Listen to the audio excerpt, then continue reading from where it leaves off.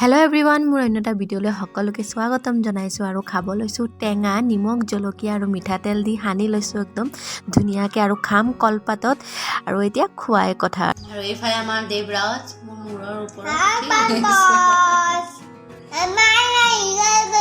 হা কি অ তুমি খাবা টেঙা খাবা হা টেঙা খাবা তুমি টেঙা খাবা নাই তুমি সফা কৰিছা তুমি সফা কৰি আছা গুড বয়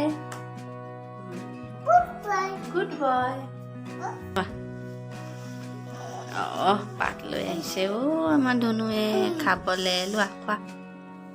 খোৱা আকৌ টেঙাটা নেখায় নে লৈছে এইফালে কটা হৈছে কলপাত মানে আমাৰ পিছফালে সেইফালে কাম চলি আছে সবৰ কাৰণে মানে কলপাততে আমি টেঙা দিম আজি দেখোন গৈ লাগে মই জোলত তাৰ বাটিত খাম জোল যাব নহ'লে হৈ যাব ইয়াত অকণমান দিতে হৈ যাব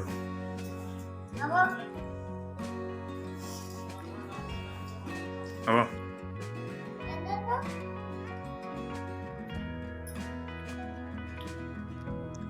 আৰু এইফালে এতিয়া লৈছো মাংস বনাবলৈ মোৰ ভাত দালি ভাজি এইবোৰ বনোৱা হৈ গ'ল মানে টেঙা খাই ভাত দালি বহাই দিছিলোঁ আৰু সেইখিনি বনোৱা হৈ গ'ল আৰু এতিয়া লৈছো মাংসখিনি বনাবলৈ আৰু আজি মাংসখিনি বনাম দৈৰ লগত আৰু এইখিনি দৈ মই ঘৰতে বনাইছিলোঁ আৰু অলপমান থাকি গ'ল এইখিনি বেলেগ কিবা এটা দি বনাব লাগিব আৰু খাব লাগিব আৰু এতিয়া দিছোঁ অলপমান মিহি মিহিকৈ কাটি লৈছোঁ ধনিয়া পাত সেইখিনি মাংসৰ লগত দৈৰ লগত ভালদৰে মিক্স কৰি ভালদৰে সানি ল'ম আৰু তাৰপিছত মই 10 মিনিটমান ঢাকি থৈ দিম আনকালে মানে এনেকৈ দৈ দি সানিলে মানে মাংসখিনি আধা ঘণ্টামান ঢাকি থ'লে ভাল হয় কিন্তু মোৰ হাতত আজি সময় নাই কাৰণ সোনকালে বনাব লাগিব আৰু এইফালে এতিয়া ধুনীয়াকৈ মাংসখিনি ঢাকি থৈ দিওঁ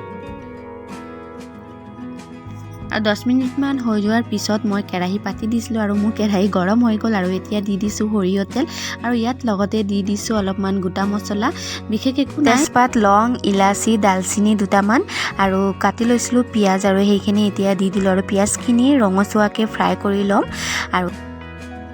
আৰু এতিয়া দিছোঁ নহৰু আদা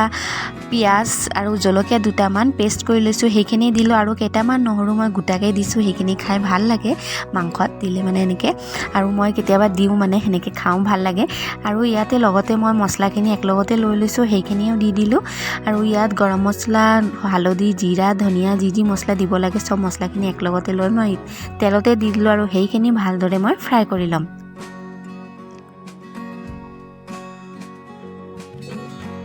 মছলাখিনি ভালদৰে ফ্ৰাই কৰাৰ পিছত ইয়াত দি দিছোঁ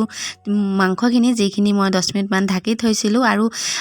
মানে দৈ দিছোঁ সেইকাৰণে মই ষ্টিমটো কমাই থৈছোঁ কাৰণ দৈ দিলে মানে মাংসখিনি ষ্টিমটো বঢ়া থাকিলে মাংসখিনি মানে ফটা হৈ যাব কিবা দৈখিনি ফাটি যাব পাৰে সেইকাৰণে মই ষ্টিমটো কমাই মাংসখিনি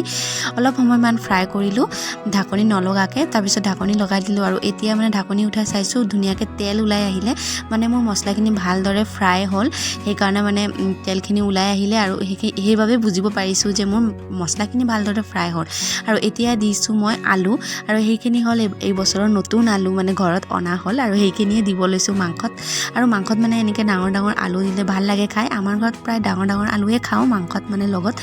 আৰু মানে মই আলুখিনি প্ৰায়ভাগে মানে ফ্ৰাই কৰি দিওঁ অলপমান তেনেহ'লে মাংসত দিলে ভাল লাগে খাই কিন্তু আজি ফ্ৰাই নকৰাকৈ দিছোঁ আলুখিনি এনেকৈ মানে সিজি যাব সোনকালে নতুন আলু হয় আৰু এতিয়া দিছোঁ নিমখ শেষত দিছোঁ মই নিমখ আৰু গৰম মছলা সব এইখিনি দিয়া আছে আৰু একো দিব নালাগে আৰু নিমখখিনি দি ভালকৈ ফ্ৰাই কৰি অলপমান তাৰপিছত ঢাকি থৈ দিম আৰু এইফালে আমাৰ মাংসখিনি এতিয়া প্ৰায় হৈয়ে গ'ল আৰু এতিয়া দিছোঁ অলপমান কাটি লোৱা জলকীয়া আৰু এনেকৈ ফ্ৰাই জলকীয়া মানে মাংসত দিলে চব্জিত দিলে শেষত দিলে ভাল লাগে এইটো টেষ্টটো বেলেগ আহে আৰু অলপমান গৰম পানী দিলোঁ কাৰণ আলুখিনি ভালদৰে অলপমান সিজি যাব আৰু মাংসখিনি অলপমান গ্ৰেভি হ'ব আৰু এইফালে এতিয়া মাংসখিনি ৰেডি হৈ গ'ল দেখিবলৈ পাইছে ইমান টেষ্টি লাগিছে বাৰু চাবলৈ কিন্তু খাবলৈ কিমান টেষ্টি হ'ব বাৰু ঘৰতে বনাই ট্ৰাই কৰি চাব দেই আৰু এই মাংসখিনি ৰুটি পৰঠা পোলাও